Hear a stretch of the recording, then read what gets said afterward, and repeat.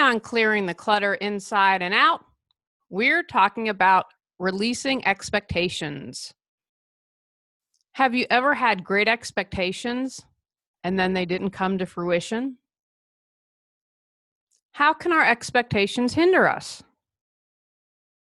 Why can we let go of the expectations of others and not ourselves? Learn how to release expectations as we begin our month focusing on hodgepodge.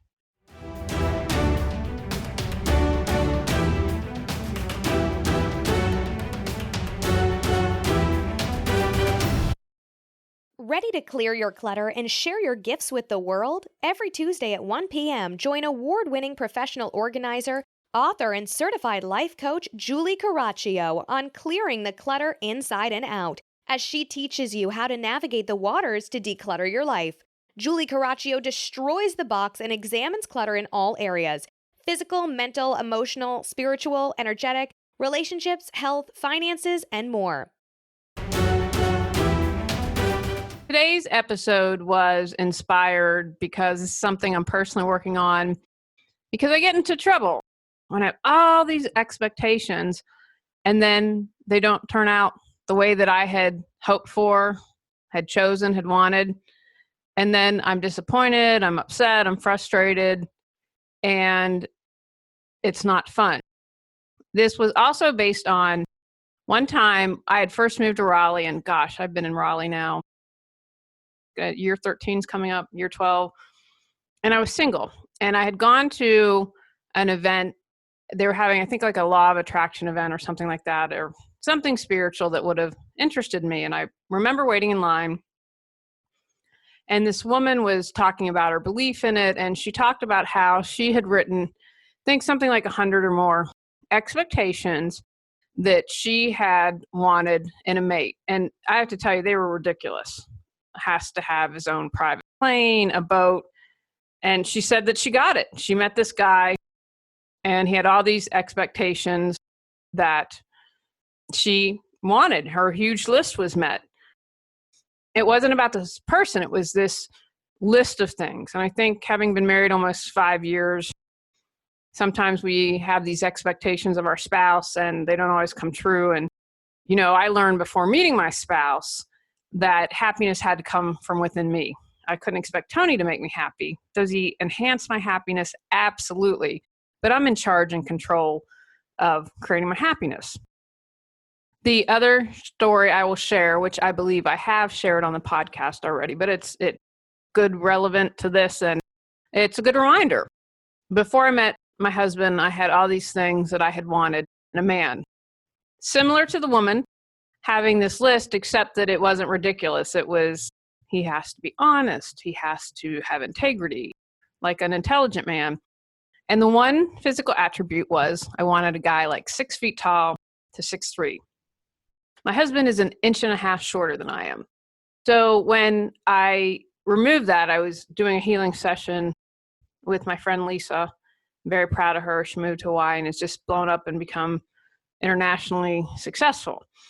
So anyway, we were talking about, she's like, release that expectation. True story. As soon as I took that off the list, I met him in less than 2 weeks.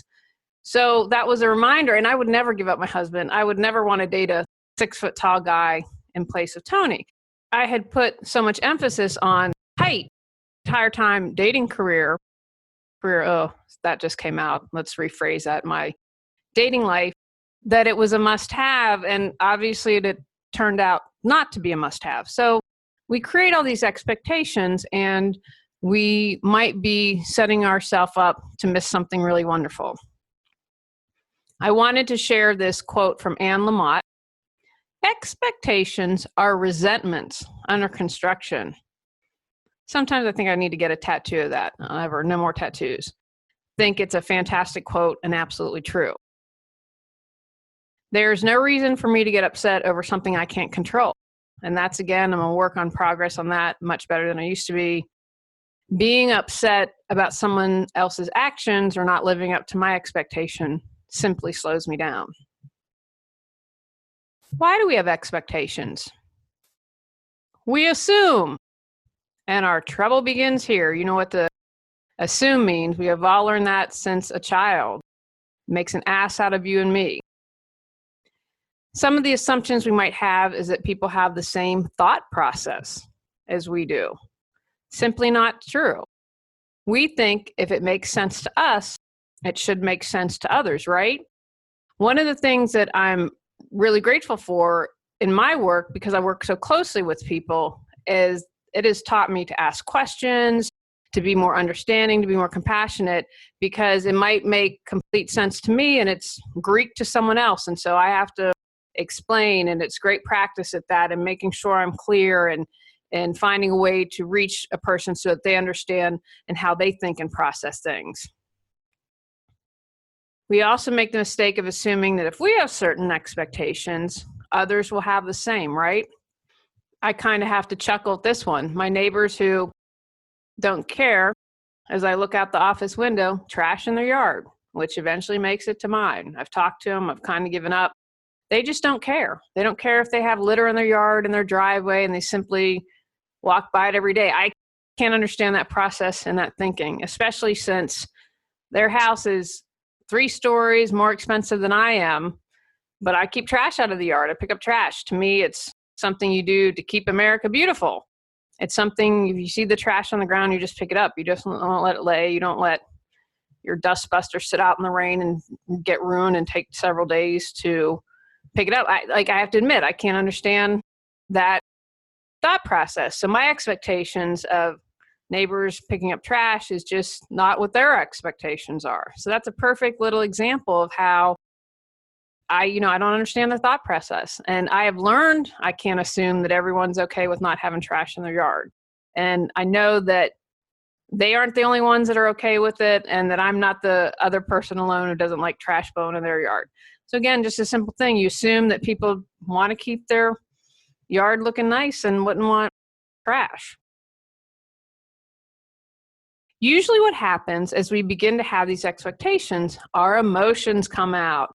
You can probably tell as I'm talking about it, a little bit of irritation in my voice, because it irritates me. No matter how much we are spiritual, we know we're a spiritual being, we are human. We're having this human experience. We're always going to have some emotions. So if we're super excited or really sad or really annoyed, we would think others would feel the same way too. We have to remember that people think and react differently. Again, I've mentioned this before. What others do and say is about them. How we respond is about us. That's where we want to put our focus. The reality is, life would be pretty boring if we all looked, acted, and thought the same. Focus on understanding and having compassion towards others. I don't always get people's way of thinking, but I respect it, and I don't try to change it. Now, I've asked the neighbors nicely, please pick up your trash. I haven't made any attempt saying, most people don't do that. I haven't even gone there. I just said, please pick up the trash so it doesn't end up in my yard. I'm not trying to control them or control their thinking. Again, if I had a magic wand, I'd be super excited.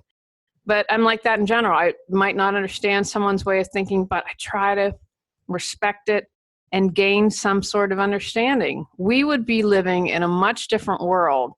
Here in the US, we are just, the things I see posted on Facebook, I'm not on it personally as much because it's so disappointing what I'm reading, and people who are so divided and see things as black and white. If we just took a moment to understand where people were coming from, we'd be in a much better space. The second reason we have expectations are ulterior motives. If we like to control things, this will be especially true. Time to check in with yourself and be honest.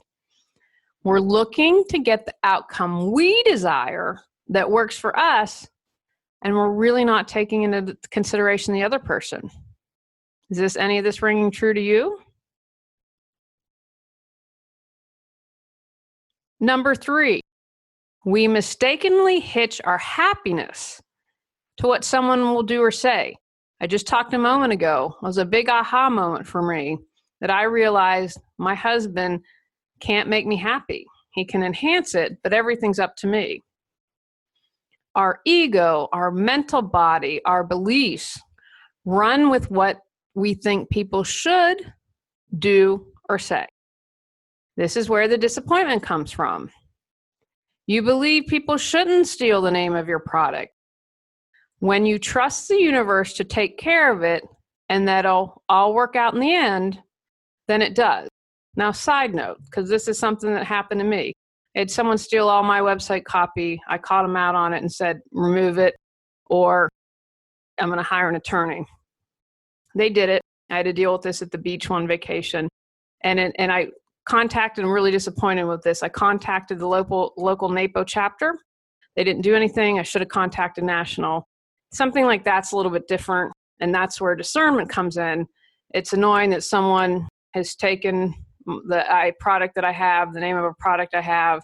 Although, I just tell you, if you're a small business owner like I am, you have all that. Your website shows every time you add an update. So if you ever got in a situation like that, you'd be covered. Now, it was worth it when someone was jacking my entire website to be like, you can't do that. And knowing what battles to pick. And again, getting back to trust. So whatever you do, there will be a consequence, whether it's now or 5 years from now. I've learned that and completely believe that, especially if you are really entrenched in this material world, karma is going to happen. You make the choice of what you want to do, but remember I'll do a podcast episode on that, basically picking your battles.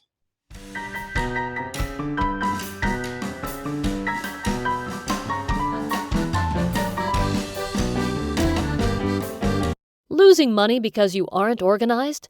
Tired of spending hours looking for things? Stressed out? Go to reawakenyourbrilliance.com to learn how Julie Coraccio can support you.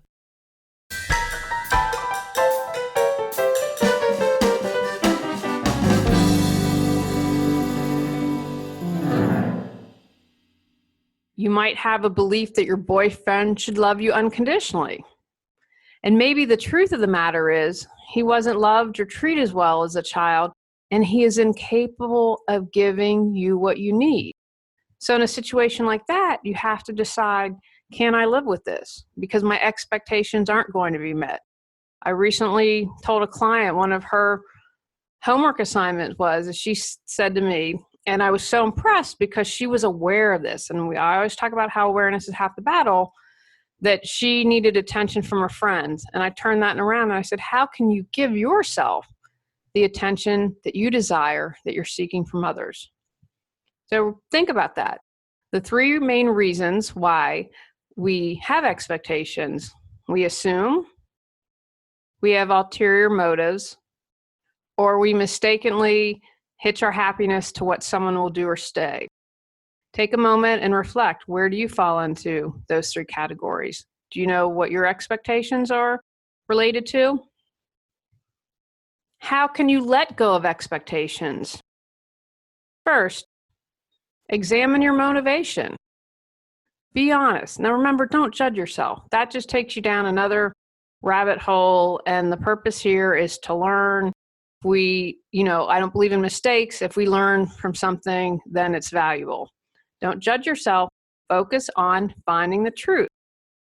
As someone used to say to me, just the facts, ma'am. Now, what are the facts? Examine your motivation. Your motivation is a foundation of your thoughts and actions. When you discover what your motivations are, see if that can help you release expectations. Start building your happiness on something you do have control over, your thoughts and beliefs. What do you need to be happy? What inspired action can you take? What are you seeking from others? How can you give that to yourself? Will beginning painting again make you happy? Will getting out there and meeting people make you happy? Ask yourself what will make you happy, and then take inspired action. Think of your expected outcome in the worst case scenario. Are you okay with anything that's less than your ideal result? Can you live with it? Take the time to think about this. If what you desire doesn't happen, are you going to be okay? And if you are, then okay, kind of roll with life, roll with the punches. If you aren't, then examine what you need to do or able to do or willing to do. The boyfriend example I mentioned a moment ago is perfect. If someone is incapable of giving you what you need, all of us, I believe, desire to be loved unconditionally. So then you'd make the choice. Can I stay in this relationship? Can I figure out a way to be fulfilled, or do I need to move on? Be present. This helps you with the worst case scenario. When you aren't present, disappointment happens. You're letting your thoughts and actions and stories about what the other person should have done or what will happen now because of a perceived slight or why you deserve to be angry take you out of the now and down a path that is full of rejection and fear. Great example's me. I perceive it as a slight when I ask someone to pick up their trash and they don't. If I'm present in the now, then I won't feel that way, or I can take action for what I need to do. You're never going to find peace if you're always expecting others to give you what they need with their actions or words. Create your own happiness and let go of the shoulds. I believe it was Tony Robbins, he said, and this makes me chuckle, don't should all over yourself. Quit assuming. Express yourself. People aren't mind readers. And even if they say they're a psychic and mind reader, I'm not convinced they can read you 100%. Tell them what you're looking for. I remember having a fight with the boyfriend and expecting him to know why I was angry.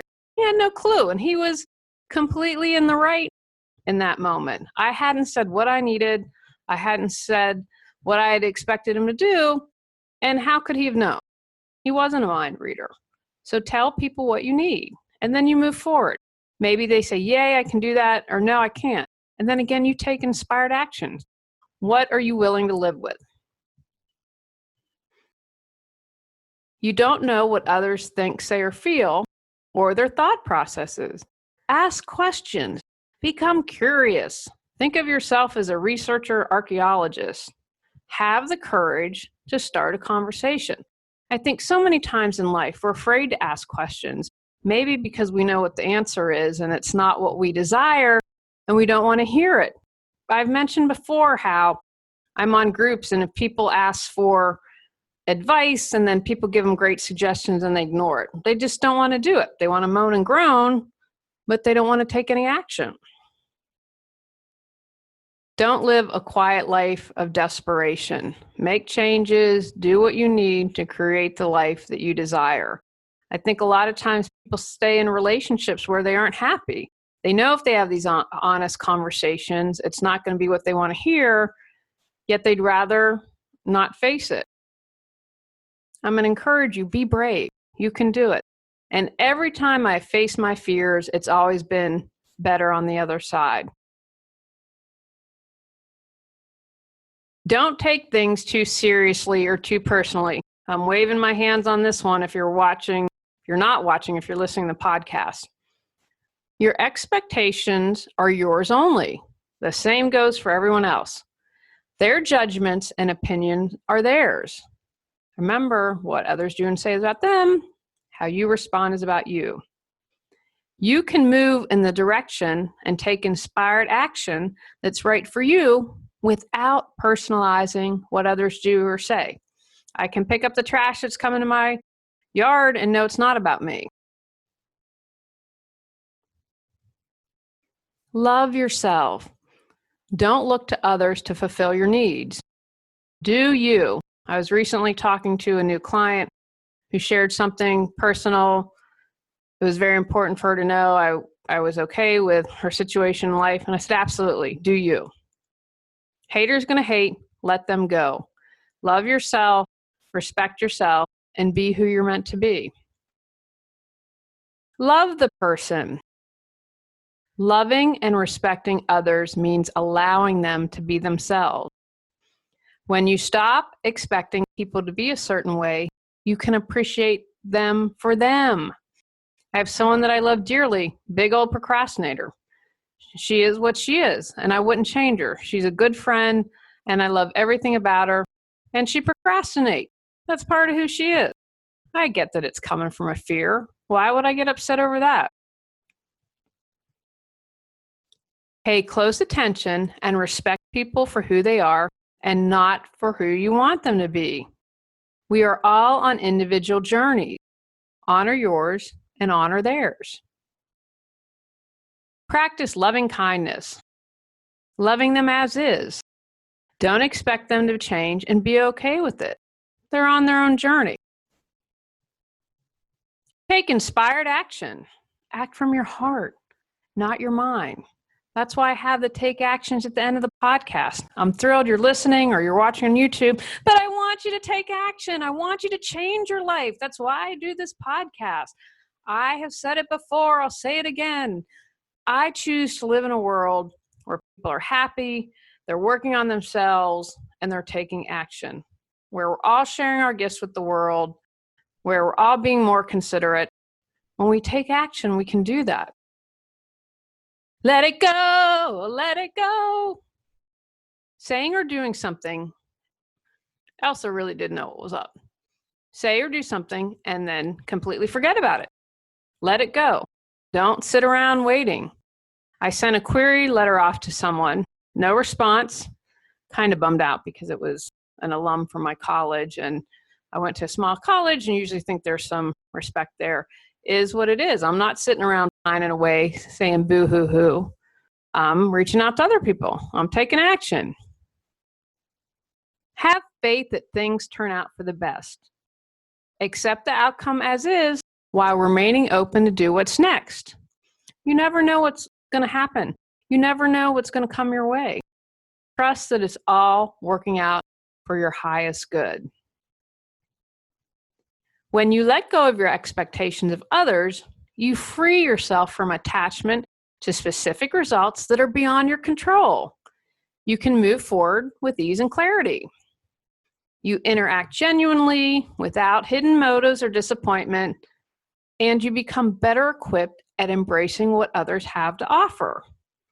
Your newfound freedom creates opportunities for you to be of service to others in a more intuitive and authentic way.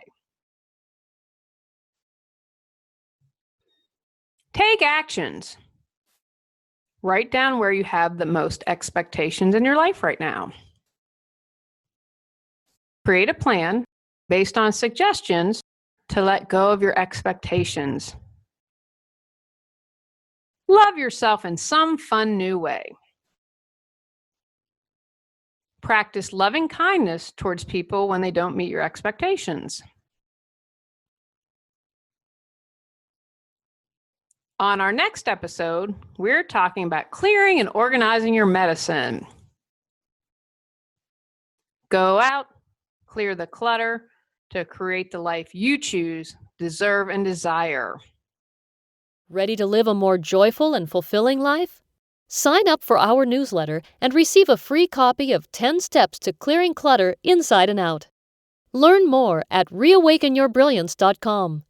If you enjoyed today's episode, please rate and review Clearing the Clutter Inside and Out. See you next Tuesday at 1 p.m.